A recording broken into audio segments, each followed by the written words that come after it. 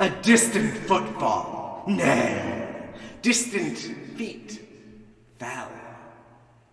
A stranger in these lands, though not so strange to me. With no weapon they come, armed to the teeth, however, with their wits. Sharpen your mind, wanderer. You are not the first to venture in such a way, so beamishly and silver-tongued, and you will not be the last. I am the jabberwock. I am a simple result, an outcome of sorts. A natural conclusion, one might even say. The irony is not lost on me. I know more than all the creatures in the Wonderlands combined. Hardly a feat so full of contradictions as this realm is. The knowledge cancels out.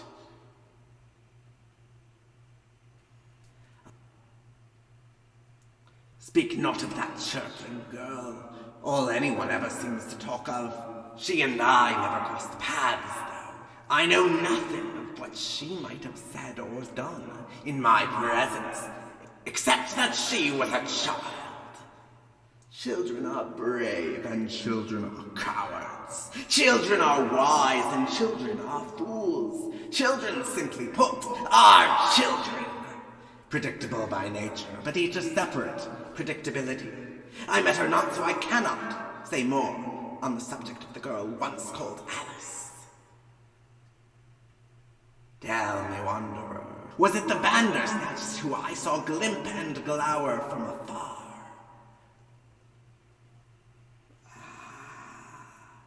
I see. And no weapon had the night thus and thusly, yet cobbles on, so brisk and brusquely. But the Bandersnatch, it does not like the look of me, though its hatred is one-sided. It is frumious, knowing less than nothing of its own nature. It knows not why it hunts, it knows not why it prowls. It will never understand its hate, though gumptious are its growls. I do love a rhyme, wanderer, but rhymes are not much of a contest when one's mind is rhymes and rhymes. So tell me, what sort of duel shall we have when you reach me? A battle of wits, you've said it one time, and that would be concise. A battle of wits, I'll say it in rhyme. A battle of wits, said thrice.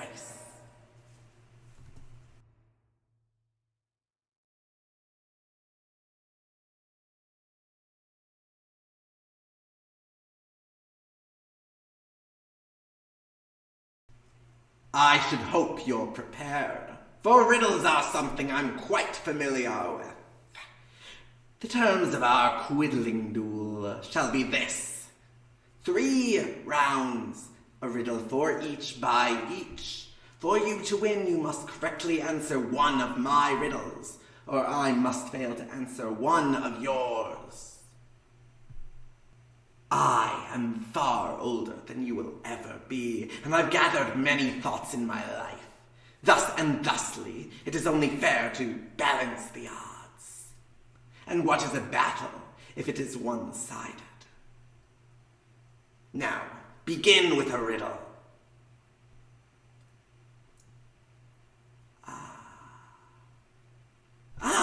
The age-old question. Not much of a challenge, nor much of a riddle.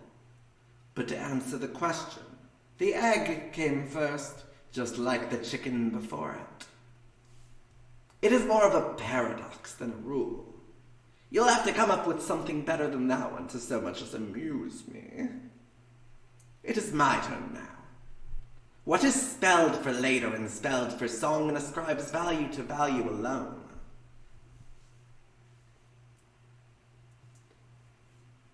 Oh, how disappointing. Are you so easily stumped? A note, wanderer. The answer is a note. 3 senses of the words, a written message, a melodic pitch, and paper currency. Perhaps that was too difficult. I shall take this into account for my next riddle.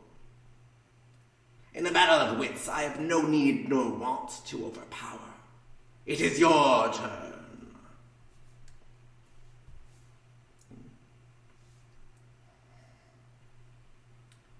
4 legs, 2 legs, 3 legs. I believe a human fits that description, no? Child's play. My next riddle is this. You'll never reach me, though I'm always just ahead. And I can't be seen until I'm no longer me. What am I?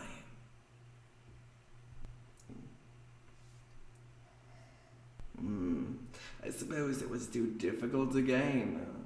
The answer, Wanderer, was the future. It is your last riddle. Stump me and I will allow you passage to the Tibar hole. A writing desk worth raving about. What kind of writing desk would be? I shall not be frazzful and accuse you of cheating. If I cannot deline an answer, it matters not if you had one. What kind of writing desk is worth raving about? I must think. Nothing. I'm coming up with nothing. Oh, this is rather quaisling. There is a flamboyance to it, and yet I must not allow myself to mimsy about. I must continue to give this pondering my everything. What makes something worth raving about? What does it mean to rave about a subject?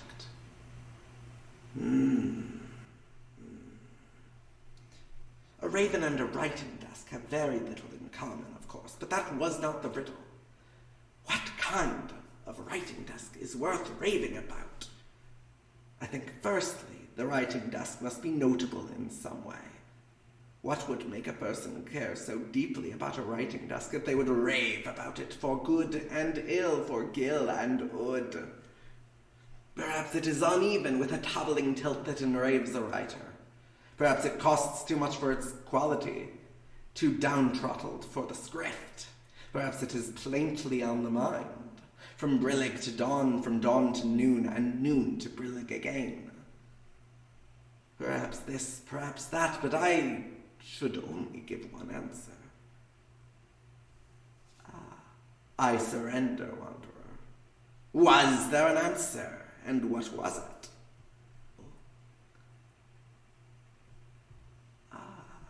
So it is the writings that make a desk worth raving about, is it?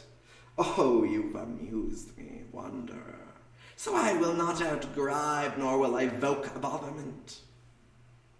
I accept my defeat most graciously, and I await your arrival at Frabjous Peak, where the whole of the Tibar may dispirit you back home.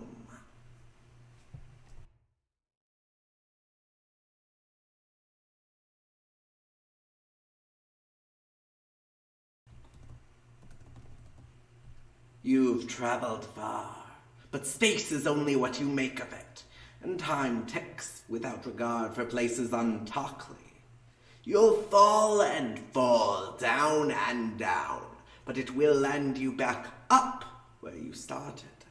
You will be where and when you were, but you will be different, and it will feel different. It always does. Before you go down upwise, I would like to tell you something precious. I will remember you, Wanderer. You have proven most interesting. Rhyme holds power that reason does not, and yet I have reason to believe you have changed me in a small way. Yes, I will remember you. Until the day I am slain, I will remember you. A wanderer no more. Look before you leap, for you already know what lies on the other hand.